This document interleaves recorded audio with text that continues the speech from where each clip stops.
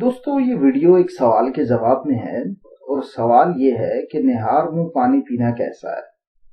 تو اس کا جواب یہ ہے کہ نہار منہ پانی نہیں پینا چاہیے، کیونکہ اس حوالے سے یہ احادیث موجود ہیں۔ پہلی حدیث حضرت ابو سعید خدری رضی اللہ تعالیٰ عنہ سے مروی ہے۔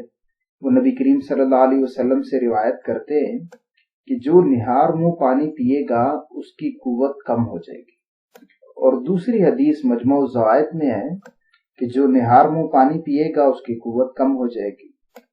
اچھا، اب ان دونوں حدیثوں کی سند کے حوالے سے بات کر لیتے۔ کشف الخفا میں اس حوالے سے یہ ہے کہ عوام میں جو نہار منہ پانی پینے کی مذمت مشہور ہے، اس کی اصل طبرانی کی دو حدیثیں ہیں جو دونوں ضعیف ہیں۔ اچھا، اب بات کر لیتے ہیں کہ کیا احکام میں ضعیف حدیث پر عمل کرنا چاہیے یا نہیں۔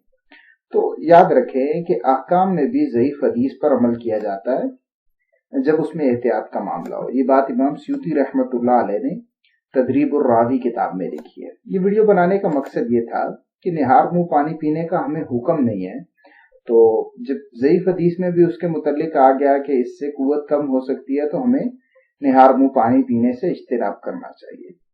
مزید ایسی ویڈیوز دیکھنے کے لیے ہمارے چینل کو سبسکرائب کر لو۔ دعاؤں میں یاد رکھیے گا۔ السلام علیکم ورحمۃ اللہ وبرکاتہ۔